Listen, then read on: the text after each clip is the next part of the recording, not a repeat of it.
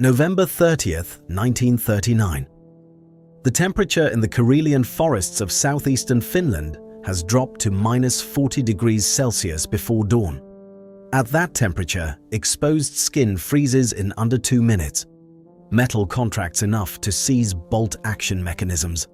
The sap inside pine trees freezes and expands until the wood splits with a crack like a rifle shot, filling the darkness with sounds that new soldiers mistake for enemy fire. The snow is dry and fine, the kind that squeaks underfoot and carries sound for extraordinary distances in the still air. In this frozen darkness, at a position along the Kollaa River that Finnish army maps designated as Sector 7, a 34-year-old farmer named Simo Häyhä pressed himself into a shallow depression in the snow, adjusted the white camouflage smock over his body until no dark outline remained visible, packed additional snow over his legs and lower torso, and placed a small amount of loose snow in his mouth. The snow in his mouth served a precise tactical purpose. When a man breathes in -40 degrees, the exhaled moisture condenses immediately into a visible white cloud.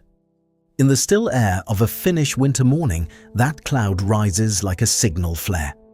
Häyhä had learned this detail not from a military manual, but from 30 years of hunting in these forests, where the deer and elk he needed to feed his family were just as alert to such signals as any Soviet counter-sniper.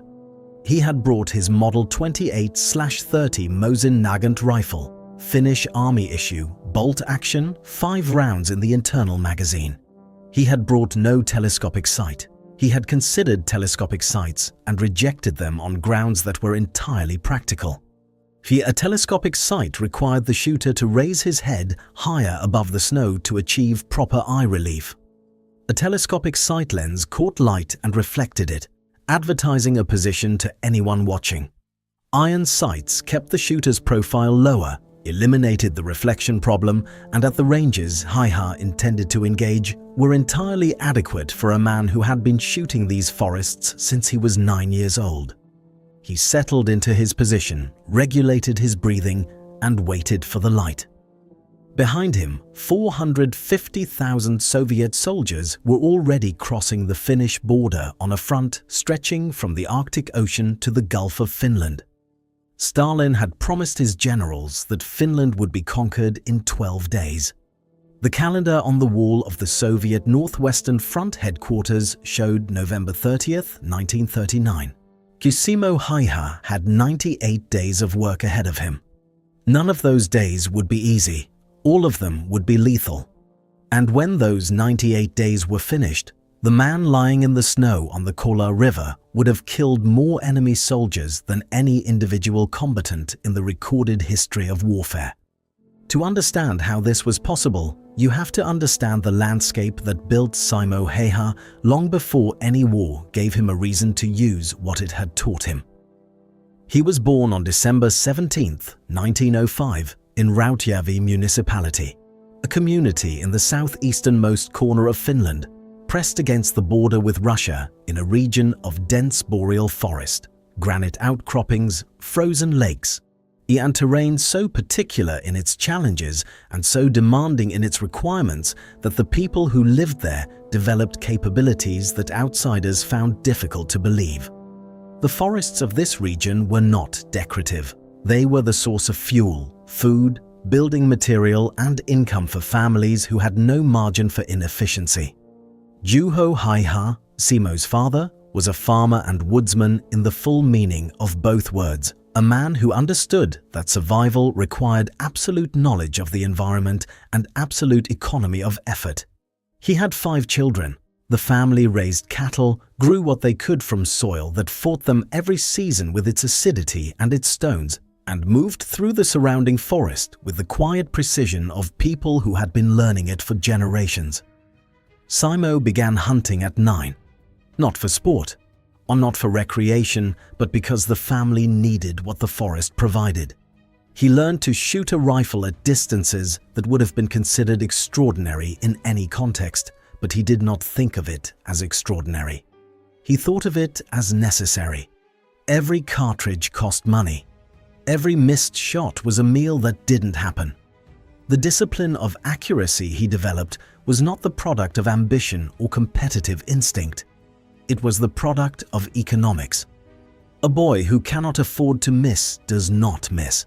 By his early teens, he was recognized as one of the finest shots in a region populated by exceptionally fine shots, a place where marksmanship was not a sport but a survival skill, where virtually every male over the age of 12 could hit a target at 300 meters with a bolt-action rifle because his family's table had sometimes depended on it. He grew to a height of 5 feet 3 inches and a weight of approximately 100 pounds, small even by the standards of his community, with the wiry, dense physical economy of men who do hard work in cold climates and carry no weight they do not need. He was quiet, he was methodical, he was, by all accounts of the people who knew him before the war, entirely unremarkable in every way except one.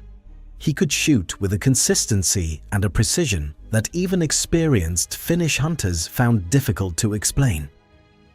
He completed his mandatory Finnish military service between 1925 and 1927, was serving with distinction and receiving ratings in marksmanship that his commanding officers noted in their records but which he himself never mentioned.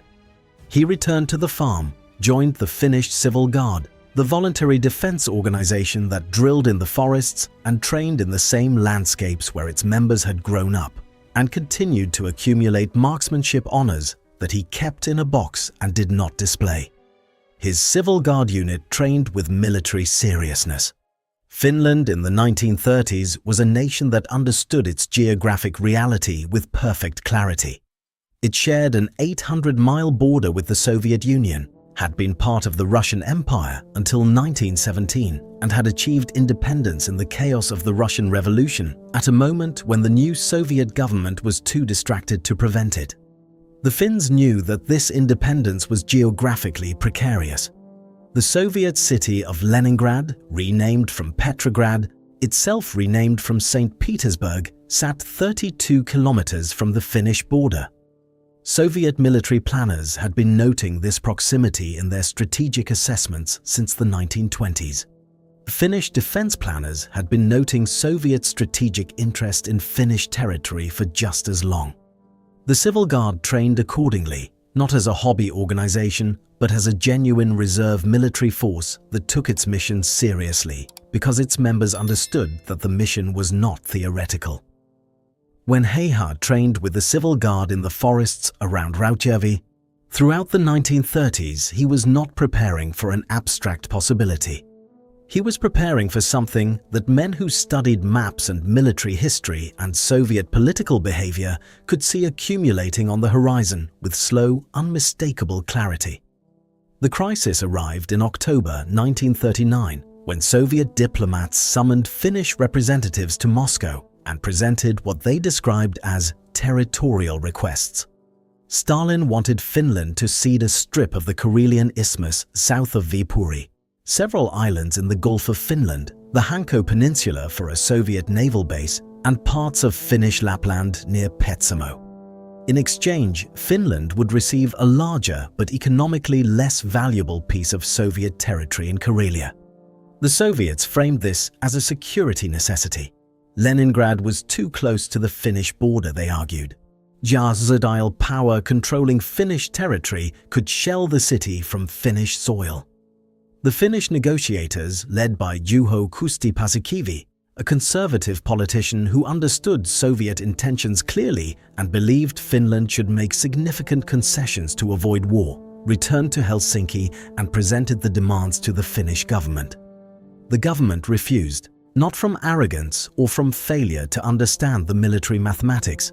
The Finnish government refused because accepting the Soviet demands would have left Finland in a position of permanent strategic vulnerability, its defenses gutted, its key waterways controlled by Soviet bases, its independence reduced to a formality that could be revoked whenever Moscow decided the moment was convenient.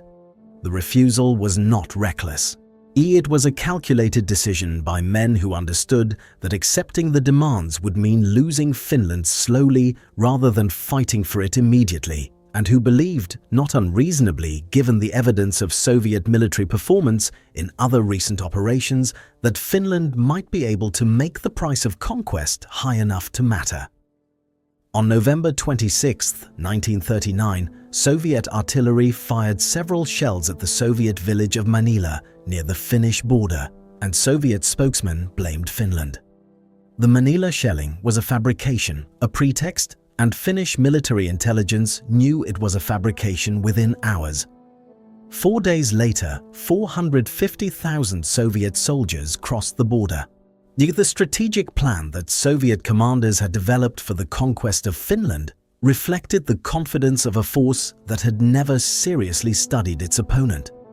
The plan called for simultaneous thrusts along multiple axes. The main effort through the Karelian Isthmus toward Viipuri and Helsinki, with secondary thrusts across the waist of Finland intended to cut the country in half, and attacks in the north aimed at seizing the Arctic port of Petsamo and the nickel mines near Salla. The timeline in the plan was 12 days for the main objectives, with complete Finnish capitulation expected by Christmas. This timeline was based on an assessment of Finnish military capability that reflected not intelligence analysis but political pressure. Stalin had told his generals he wanted Finland conquered quickly, and his generals had told him what he wanted to hear. The Finnish army at the outbreak of the war consisted of approximately 300,000 men in 9 divisions and various independent units, supported by 30 tanks, most of them light and obsolete, and 130 aircraft of mixed quality. Against this force, the Soviet Northwestern Front initially deployed 21 divisions with over 6,000 tanks and 3,800 aircraft, with more divisions in reserve. The numerical disproportion was not merely large, it was of a different order entirely. Finnish planners looking at these numbers understood that conventional defense was impossible.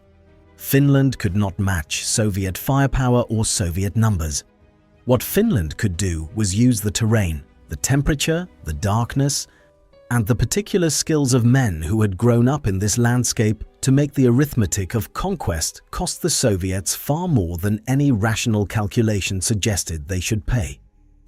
The Mannerheim Line across the Karelian Isthmus provided the primary defensive position, a series of concrete bunkers, anti-tank obstacles, and prepared fighting positions that Carl Gustaf Emil Mannerheim, the Finnish commander-in-chief, had spent years constructing with the limited resources available.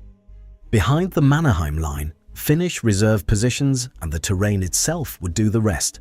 But the Mannerheim Line covered only the Karelian Isthmus.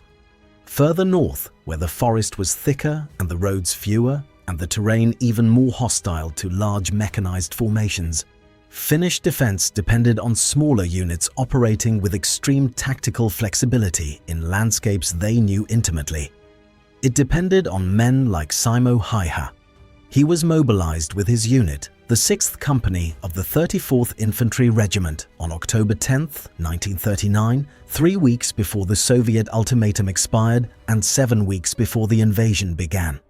His regiment was assigned to the defense of the Kollaa River sector, a 32-kilometer front in the area between Lake Ladoga and the Mannerheim Line proper, where the terrain consisted of dense mixed forest broken by frozen marshes, small lakes, and the Kollaa River itself, a modest waterway that in winter provided a defensive line of limited physical but significant psychological value.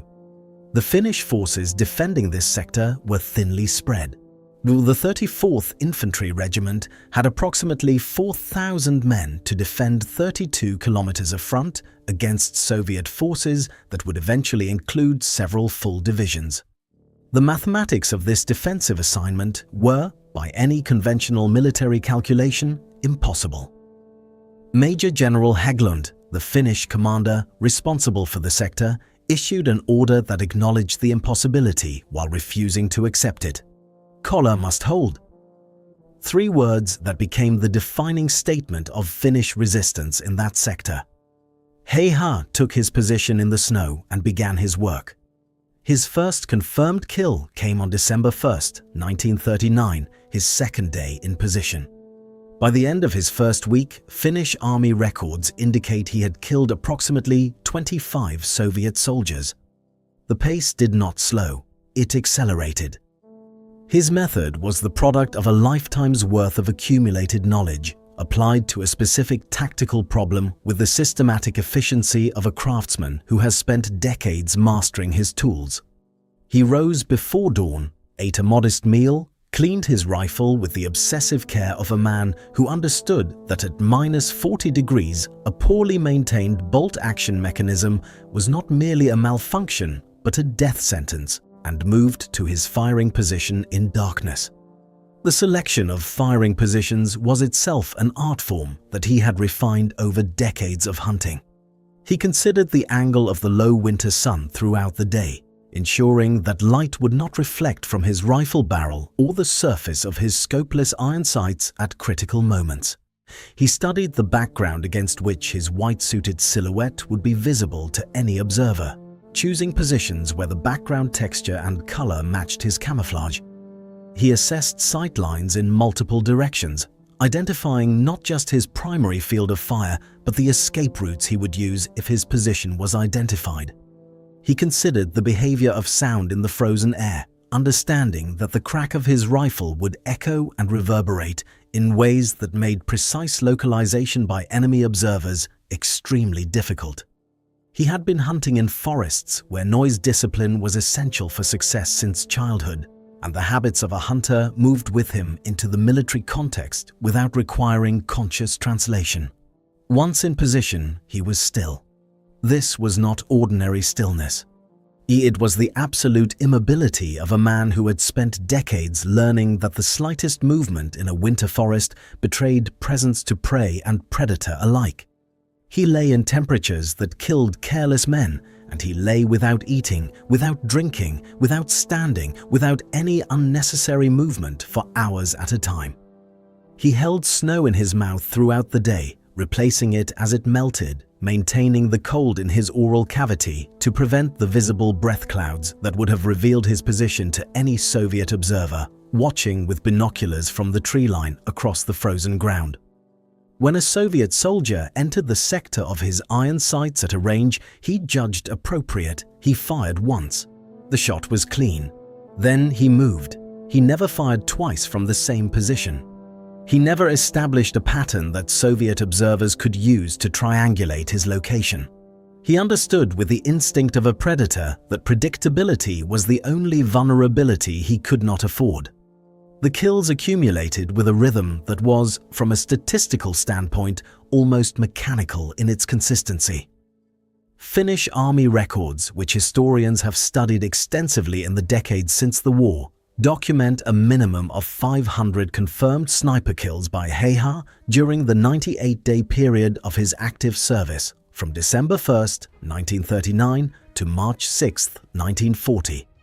This figure represents confirmed kills only, verified through unit records and corroborating testimony, and specifically excludes kills made with his secondary weapon, a Suomi KP/-31 submachine gun that he carried for close quarters engagements and used with lethal effectiveness on multiple occasions when Soviet infantry entered his immediate vicinity. Some Finnish military historians, examining the totality of documentary evidence, suggest a higher figure when all sources are considered. Even accepting the minimum confirmed count of 500, the mathematical implications were staggering. An average of more than 5 confirmed kills per day, every day, for over 3 months, without a single day of rest, in conditions that would have defeated the physical and psychological endurance of ordinary soldiers within days. The physical demands alone were extraordinary.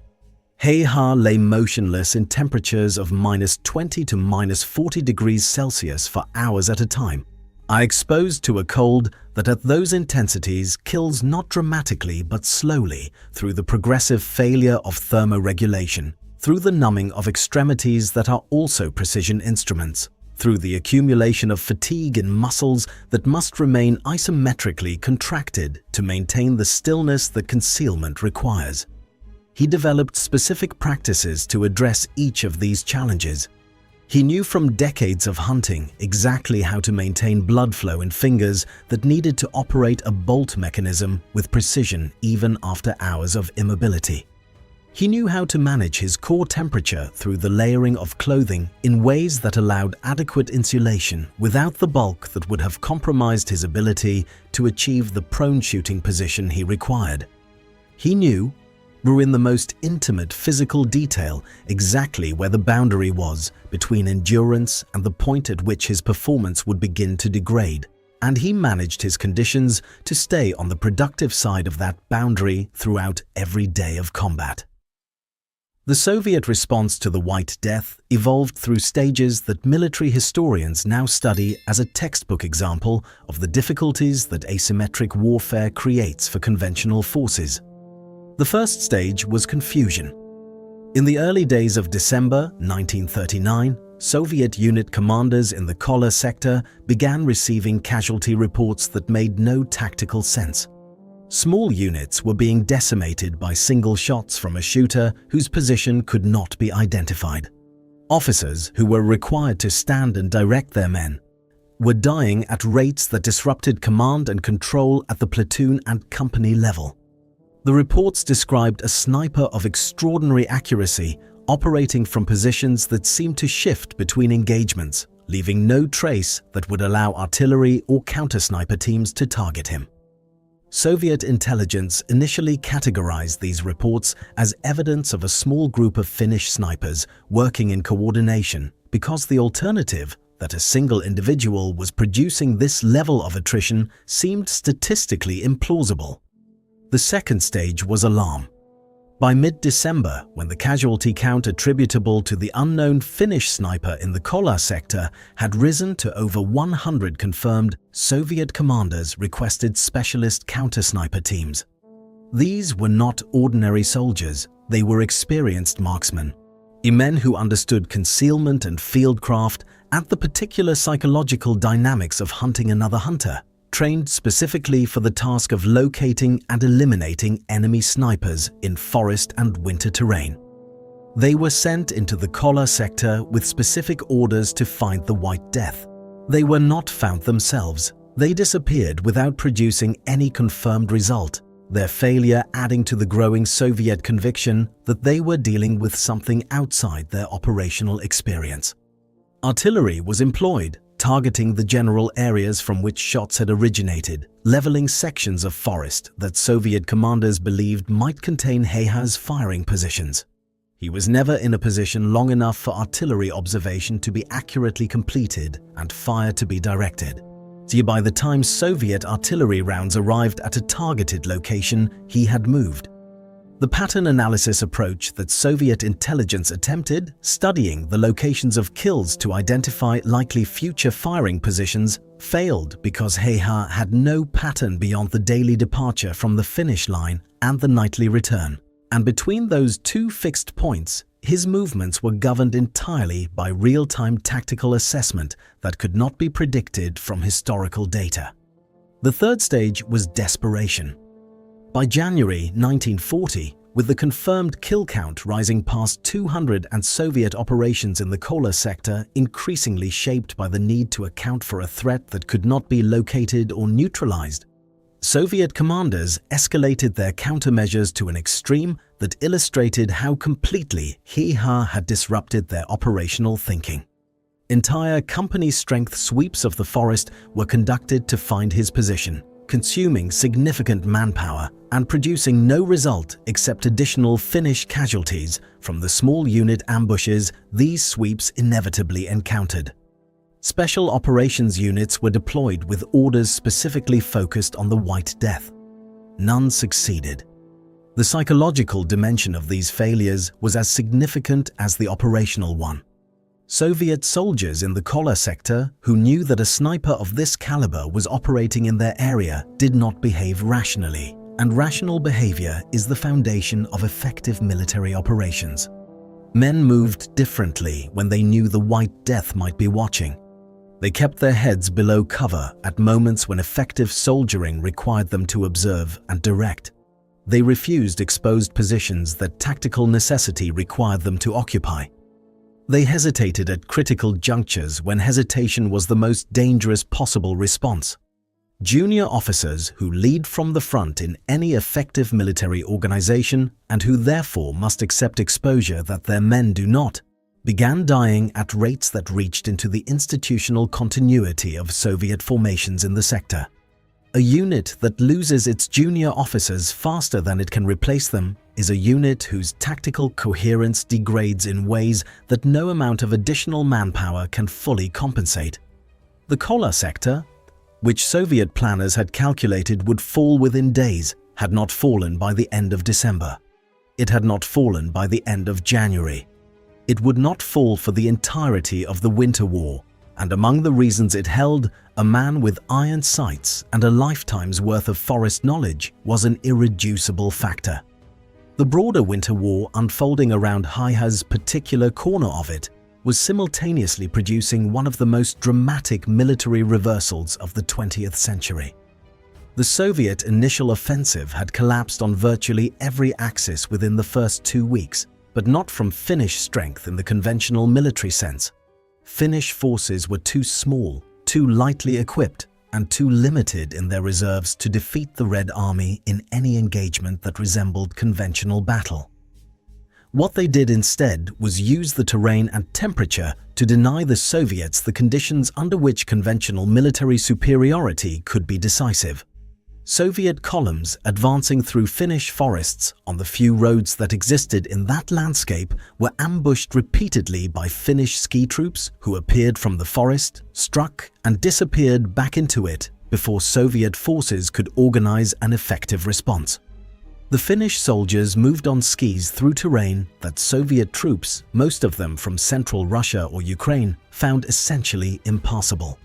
Soviet tanks, which existed in the Red Army infantry in vast numbers and which should have been decisive, were separated from their infantry support on forest roads too narrow for combined arms operations and destroyed by Finnish anti-tank teams who had spent years training for exactly this scenario in exactly this terrain. The temperature, which Soviet logisticians had presumably factored into their planning, proved beyond the ability of Soviet supply systems to address in practice. Soldiers froze to death in their vehicles when fuel ran out and engines stopped providing heat. Artillery shells failed to detonate in the extreme cold. Lubricants designed for European winter conditions solidified in Finnish temperatures and left weapons and vehicles immobilized. The organizational dysfunction was catastrophic. At Suomussalmi in December 1939 and January 1940, Finnish forces under Colonel Hjalmar Sielasvuo encircled and destroyed the Soviet 44th and 163rd Divisions in engagements that left approximately 27,000 Soviet soldiers dead and vast quantities of equipment destroyed or abandoned in the forest. At Rautjärvi Road, the supply route for these trapped divisions, Finnish forces destroyed a column of vehicles, men, artillery and horses that stretched for 30 kilometers through the forest, its remnants frozen solid by the time the battle was over, a monument to the catastrophic failure of Soviet planning visible from the air for weeks after the fighting ended. These defeats, observed and reported by military attachés from every major power, produced a global reassessment of Soviet military capability that had significant consequences extending far beyond Finland. Adolf Hitler, studying the Winter War's evidence from Berlin, concluded that the Red Army was a hollow institution whose professional core had been destroyed by Stalin's purges of 1937 to 1938, and that an invasion of the Soviet Union could be accomplished before its military capacity recovered. This conclusion, which the Winter War appeared to support and which was in critical ways wrong, would eventually contribute to the deaths of tens of millions of people. But in November 1939, the evidence that supported it was genuine. The Red Army that invaded Finland was, in several important respects, not a competent military organization. Its senior leadership had been decimated by political purges. Its doctrine was rigid and poorly suited to the conditions it encountered. Its logistics were inadequate. Its soldiers were frequently underprepared for the specific environment of the Finnish winter. These were real weaknesses, and Finland exploited every one of them with the methodical efficiency of a nation fighting for its existence. But the Red Army learned.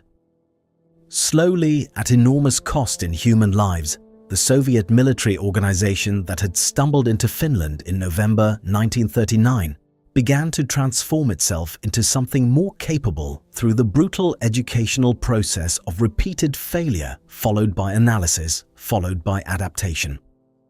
Timoshenko replaced Kirill Meretskov as Northwestern Front commander in January 1940 and immediately imposed the kind of operational discipline that the initial offensive had lacked. Soviet troops were retrained in winter warfare techniques. Combined arms coordination between infantry, tanks, and artillery was enforced rather than assumed. Logistics were reorganized to function in extreme cold.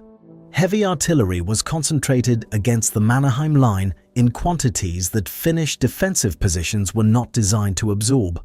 And by early February 1940, the sustained bombardment had begun to crack what Finnish defenders had believed were impregnable fortifications. Soviet losses remained staggering by any normal accounting, but Timoshenko was willing to accept losses that Finnish commanders could not match because the Soviet Union had soldiers and ammunition and artillery shells in quantities that Finland could not approach. The fundamental mathematics of the war were always going to favor the side with 600,000 soldiers and essentially unlimited industrial production. I provided those soldiers and that production were applied with sufficient competence. By February, sufficient competence had been achieved. The Mannerheim line was breaking. Finnish reserve units were being consumed faster than they could be replaced. The Finnish government began considering the terms under which a negotiated peace might be possible. In the Kollaa sector, Häyhä continued his work through February as the strategic situation deteriorated. The Soviet forces facing him had by this point completely abandoned any illusion that normal tactical operations were possible while the White Death was active. Movement in the sector during daylight hours had become effectively suicidal for any individual Soviet soldier who exposed himself in a clearing or at the edge of the tree line. Soviet commanders coordinating attacks in the Kollaa sector had to account for the certainty that any officer who stood upright to observe and direct would be targeted within seconds. The psychological effect on Soviet soldiers who had survived long enough in the sector to understand what they were facing was a form of combat stress that Finnish medical observers and Soviet post-war accounts both document. It was not the ordinary fear of battle which soldiers in every army learn to manage through training and unit cohesion and the behavioral norms of military culture. It was something more specific and more difficult to manage. The knowledge that somewhere in the tree line, a specific individual who could not be found and could not be stopped was watching, and that when he chose to fire, the shot would be accurate. This knowledge does not produce the generalized alertness of combat readiness. It produces a focused, consuming dread that degrades the cognitive function required for effective military operations. Soviet soldiers in the Kollaa sector were not simply afraid of being shot. They were afraid of being selected. The distinction matters because the second form of fear is more paralyzing than the first, and because no amount of unit training or command pressure can entirely suppress it once it has taken root in a formation that has seen enough of its members fall to a single unlocatable opponent. The specific engagements of this period are documented in Finnish army records with the same clinical precision that characterizes military record-keeping in all competent armies. And these records provide a portrait of operational consistency that is almost more remarkable for its lack of drama than for its scale. On days when weather permitted visibility, Häyhä shot. The count advanced. On days when heavy snowfall reduced visibility below his effective range, he remained in position, observed, and prepared for the following day. He was not known to express frustration, excitement, fear, or any emotion that his fellow soldiers could identify. He ate when he returned to the finish line. He cleaned his rifle, he slept. He rose before dawn and returned to his position. The simplicity of this routine, maintained with absolute consistency through 98 days of combat in conditions that would have broken ordinary men in weeks, was in itself a form of extraordinary capability that his contemporaries noted and that military psychologists studying his case decades later have found difficult to fully account for. The literature on combat stress and its effects on human performance is extensive, and it is essentially unanimous on one point. Sustained combat exposure degrades performance in all soldiers in ways that are measurable and that accumulate over time regardless of initial capability or training. The fact that Häyhä's performance did not degrade measurably over 3 months of daily combat in conditions of extreme physical hardship while maintaining a pace of lethal activity that was unprecedented and that made him the specific target of organized enemy efforts to kill him suggests a psychological architecture that was as unusual as his marksmanship.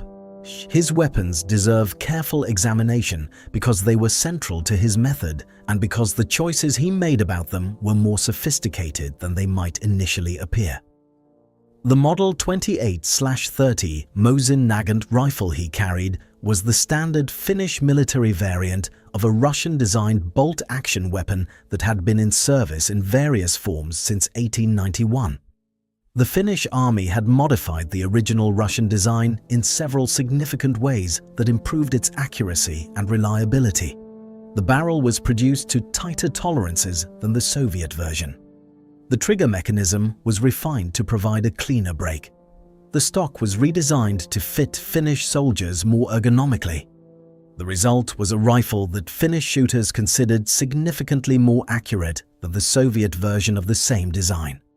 And in the hands of a man who had been shooting since childhood and who had competed successfully at national level in marksmanship, its effective range in the winter conditions of Finland was well beyond its nominal military specifications. His choice of iron sights over telescopic optics was, as noted earlier, a tactical decision rather than a limitation. At the ranges he typically engaged, which Finnish army records and his own post-war statements suggest averaged between 200 and 400 meters, a skilled shooter with iron sights could achieve consistent first-round hits, and the tactical advantages of a lower profile and no scope reflection outweighed any precision advantage the telescope might have provided. His secondary weapon, the Suomi KP/-31 submachine gun, was an entirely different instrument for entirely different circumstances. Finnish designed and Finnish produced, the KP/-31 was one of the finest submachine guns of the Second World War, reliable in extreme cold in ways that many competitor designs were not, with a 71-round drum magazine that provided sustained firepower at close range. Häyhä carried it for engagements where Soviet infantry penetrated close enough to his position that a bolt-action rifle was the wrong tool, and he used it with the same decisive effectiveness that characterized everything else he did in combat. Finnish army records attribute additional confirmed kills to the KP/-31 beyond the 500 rifle kills, though the exact figure is less precisely documented. The ammunition Häyhä used deserves specific attention as well because it was a variable he controlled with characteristic precision. Finnish military-issue ammunition for the Mosin-Nagant was manufactured to standards that the Finnish army had established specifically for their modified rifles, and in extreme cold it behaved differently than it did at normal temperatures. The propellant burned slightly differently. The bullet traveled through air that was significantly denser than normal temperature air, affecting trajectory in ways that accumulated at longer ranges. Häyhä had spent winters hunting in these forests and understood these variables not as mathematical abstractions, but as observed practical realities that he had spent years learning to compensate for. He knew, from experience rather than calculation, how much to adjust his point of aim at various ranges and temperatures to achieve the result he required. Though this knowledge could not have been quickly acquired by a soldier deployed to Finland from a different climate. It was the product of decades of shooting in these specific conditions, and it was as much a part of his combat capability as his rifle or his camouflage or his stillness. By the end of February 1940, Finnish military commanders were conducting the political negotiations that would eventually produce the Moscow Peace Treaty, while their forces maintained their positions with everything that remained available to them. The Kollaa sector held, maintained by a combination of Finnish tactical skill, defensive terrain, and the accumulated disruption of Soviet operations that Häyhä had produced over 3 months of daily killing. Major General Hägglund, the Finnish commander who had ordered Kollaa to hold, had been vindicated. Though the cost had been immense, Finnish casualties in the sector were significant. The men defending Kollaa had fought under conditions of sustained pressure, limited reinforcement, and physical hardship that stretched the limits of human endurance. They had held because they were good soldiers, defending familiar terrain with skill and determination that Soviet planners had not adequately accounted for. They had also held because for 98 days, one man in the snow had made the mathematics of Soviet attack in the sector consistently more expensive than Soviet commanders could sustain without unacceptable disruption to their other operational requirements. On March 6, 1940, Simo Häyhä was moving through a section of the Kollaa sector when a Soviet soldier, firing in his general direction in conditions that suggest the shooter may not have had a clear target identification, sent a bullet that struck Häyhä in the lower left jaw.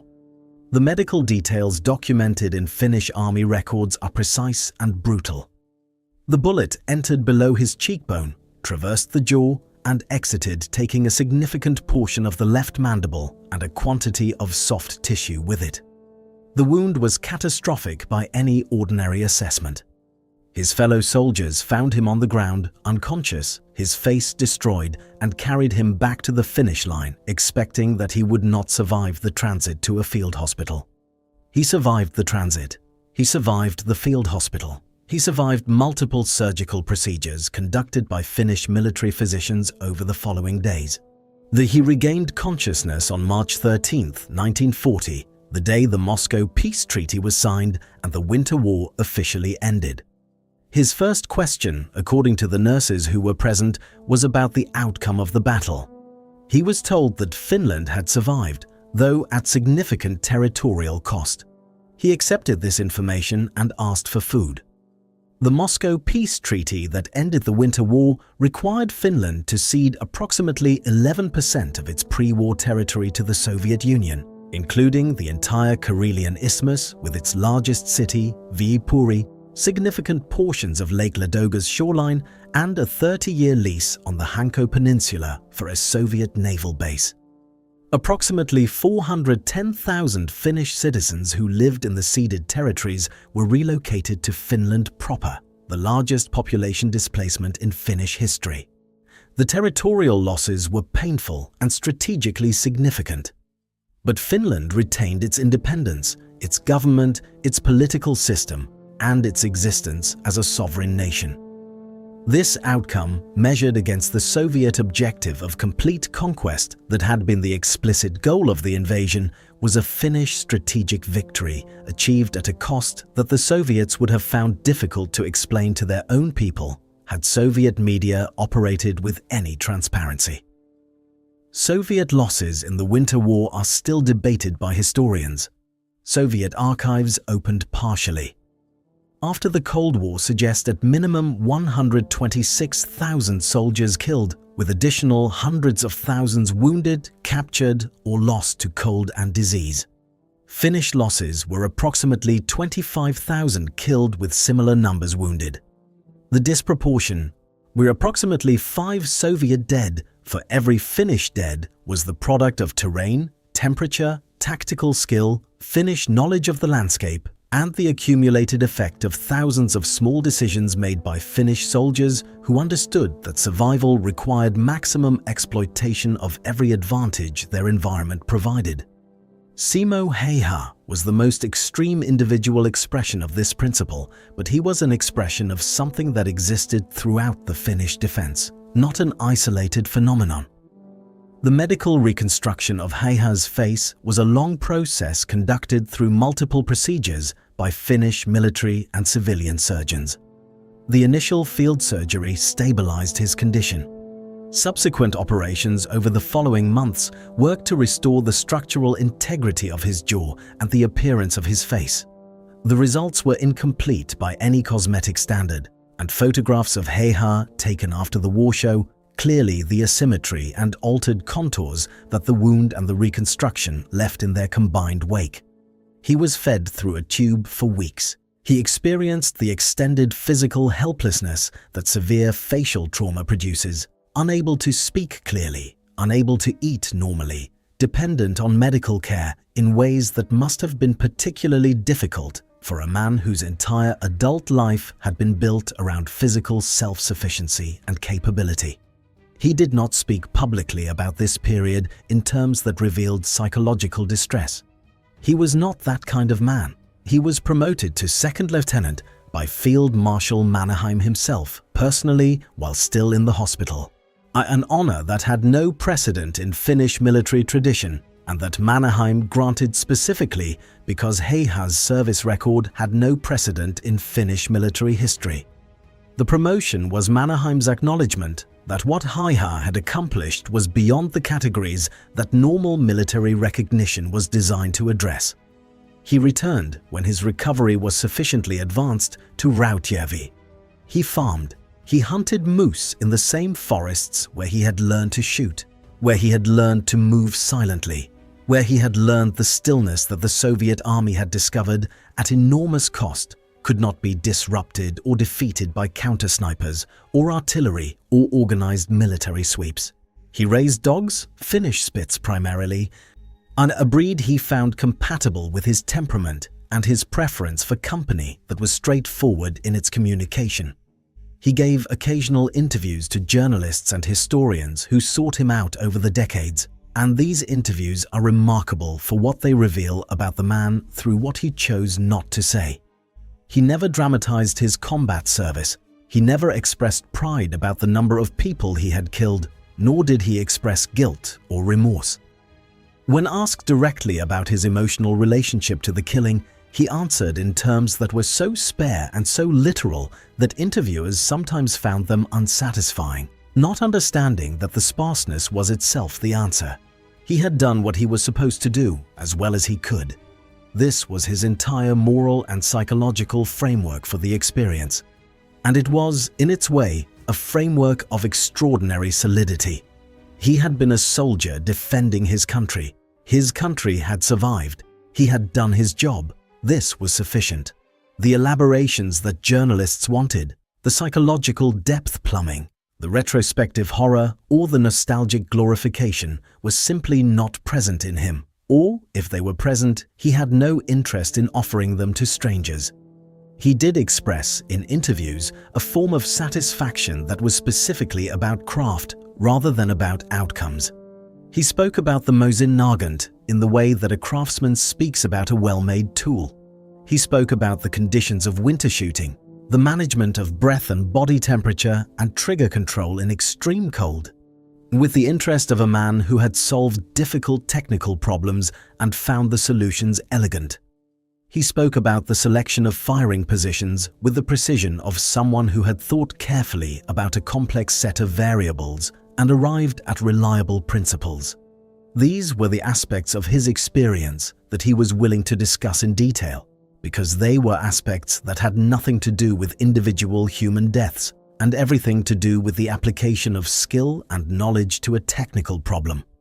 That the technical problem had a body count attached to it did not seem to alter its technical character in his mind, and this compartmentalization, whether innate or achieved, was presumably part of what had allowed him to function at the level he did without the cognitive and emotional disruption that kills the performance of less constituted individuals. Finland fought a second major conflict against the Soviet Union, beginning in June 1941, the Continuation War, in which Finland sought to recover the territories lost in the Moscow Peace Treaty by aligning tactically with Nazi Germany's invasion of the Soviet Union. Häyhä did not serve in the Continuation War. His wounds from the Winter War, while survivable, had left him with permanent limitations that precluded frontline service. He remained in Finland, farming and hunting, while the war continued around him until the armistice of September 1944 again required Finland to accept significant territorial concessions. The continuation war and its political and ethical complexities, particularly the question of Finnish alignment with Nazi Germany, are part of the larger historical context that any complete account of Finland in World War II must address. But they do not directly concern Häyhä, who had completed his service in the first conflict and whose contribution to Finnish survival had been made entirely in those 98 days on the Kollaa River. The farm in Rautjärvi continued to exist, continued to produce what the land allowed, continued to be worked by a man with a reconstructed face and a record that the Finnish military preserved in its archives and that historians began to examine in detail in the decades after the war. The military record that Häyhä left behind has been examined by snipers, military historians, sports shooters, psychologists, and anyone else with an interest in the outer limits of human performance in combat, and the conclusions that emerge from this examination are consistent across different analytical frameworks.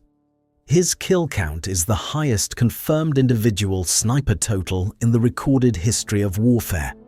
The next closest figure is generally attributed to other Finnish snipers of the Winter War, reflecting the specific conditions of that conflict, the combination of skilled Finnish marksmen, dense forest terrain, and extreme cold that created conditions uniquely favorable to sniper operations. But none of the other Finnish snipers of the Winter War approached Häyhä's total. And the gap between his total and the next highest is large enough to suggest that his performance was not merely a product of favorable conditions, but of individual capability, operating at a level that the conditions alone cannot explain. Soviet military historians writing after the Cold War, examining their own records of the Winter War, have consistently noted the Kollaa sector as an area of unusual operational difficulty, whose explanation required acknowledgement of Häyhä's individual impact. This acknowledgement, coming from the institutional descendants of the army he had fought, carries a specific weight.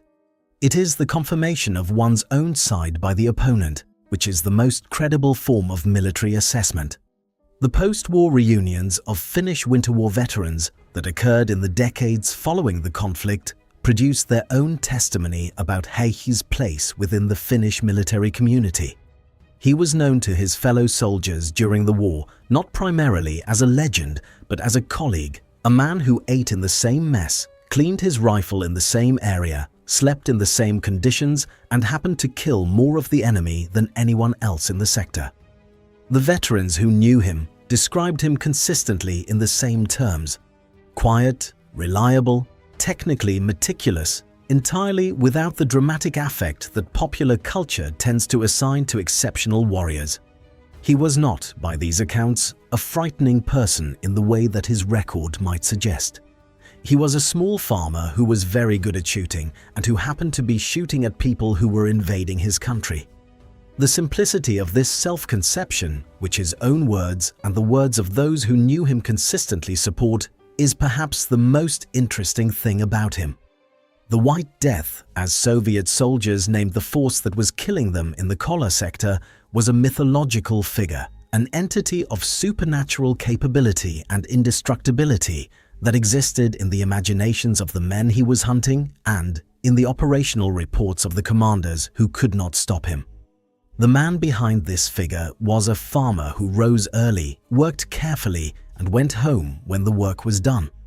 The photograph that most people see when Häyhä's name is mentioned was taken late in his life, decades after the war, after the surgeries, after the decades of farming and moose hunting and dog breeding, and the quiet accumulation of the years that follow extraordinary events in ordinary lives. He is small. His face carries the evidence of what the Soviet rifle did to it, the slight asymmetry, the altered contours, the marks that severe trauma and imperfect reconstruction leave permanently on bone and skin. His expression in this photograph is the expression of a man who has nothing to prove and nothing to regret and nothing to perform for the camera. He looks like what he was, a Finnish farmer who had done something remarkable in his youth and had then returned to being a Finnish farmer for the next 6 decades. He died on April 1st, 2002 at the age of 96 in the Hamina hospital, having outlived most of the men who had tried to kill him by more than half a century. His body was returned to Rautjärvi for burial. The forests he had grown up in and hunted in and fought in were still there, older now, the trees taller, the landscape changed in the incremental ways that forests change over 6 decades. The cold still came in November. The snow still fell silent and thick across the ground where he had once lain motionless for hours, holding snow in his mouth to hide the evidence of his breathing, waiting for the next Soviet soldier to cross the sector of his iron sights. The Soviet army that had named him the White Death numbered among its commanders in the winter of 1939 to 1940 were several men who would go on to lead it through the catastrophic opening phases of the German invasion in 1941 and eventually to the victories that ended the war in 1945. Timoshenko, who took command of the Northwestern Front in January 1940 and turned the tide against Finland, would go on to command Soviet forces in the opening months of Barbarossa. Zhukov, who was not involved in the Winter War but who observed its lessons carefully, would become the architect of the Soviet victory at Stalingrad and eventually of the capture of Berlin. These men and the institution they served learned from the Winter War. They absorbed its lessons about combined arms, about winter logistics, about the operational requirements of fighting in extreme terrain and temperature. So the Red Army that emerged from the Winter War was in several important ways more capable than the one that had entered it, and the improvements were purchased at the cost of approximately 126,000 dead soldiers, hundreds of thousands more wounded, and the strategic embarrassment of watching a nation of 4 million people resist conquest by a superpower for 3.5 months. Among the forces that produced this embarrassment, a farmer with a bolt-action rifle and iron sights contributed a share that Finnish military historians have never minimized, and that Soviet military historians, examining their own records, have found impossible to ignore. There is a specific entry in the Soviet Northwestern Front operational records from February 1940, declassified after the Cold War, that discusses the White Death problem in the Kollaa sector. The entry, written by a staff officer whose name is redacted in the version available to historians, describes the accumulated impact of the Finnish sniper on Soviet operations in the sector and concludes with a recommendation that the problem be addressed through a specific counter-sniper operation using the best available personnel. A subsequent entry, approximately 2 weeks later, notes that the counter-sniper operation had not achieved its objective. The White Death was still active. The entries are bureaucratic in their language, the dry operational prose of staff work, and it requires an active imagination to understand what they represent in human terms. A major military organization, possessing the resources of a superpower, having spent weeks attempting by every available method to kill one man in the snow, recording in its official documents that it had failed. The man in the snow had gone home on March 6th, wounded by a lucky shot, and the organization that had been trying to kill him had eventually accepted territorial gains from a peace treaty and called the war a success. In the forests along the Kollaa River, where the snow still falls the same way it fell in the winter of 1939 to 1940, the trees carry no marker for what happened there. The ground has healed. The forest has reclaimed whatever the war disturbed. The cold is the same cold. And the silence that Häyhä moved through for 98 days, the silence he maintained with a discipline and a skill that a major military power found insurmountable, is as complete now as it ever was. The White Death was always part of that silence. He was born inside it, trained inside it, fought inside it, and eventually returned to it, carrying home a record that no one who came after him has matched, and that no one who knew him would have thought to call remarkable. It was, after all, simply what he was supposed to do. He had done it as well as he could. In Rautjärvi, in the winter, that was enough. 1 man, 500 confirmed kills, 98 days, no telescopic sight. Tell us in the comments, was Simo Häyhä the most effective individual soldier in the history of warfare, or do you know someone who rivals him? Drop your answer below. Subscribe for the next chapter in the history of men who changed wars by themselves. If this story hit differently, leave a like so the algorithm sends it to every History Channel subscriber who hasn't found us yet. Share it with someone who needs to hear about the Winter War. Now, watch this next video.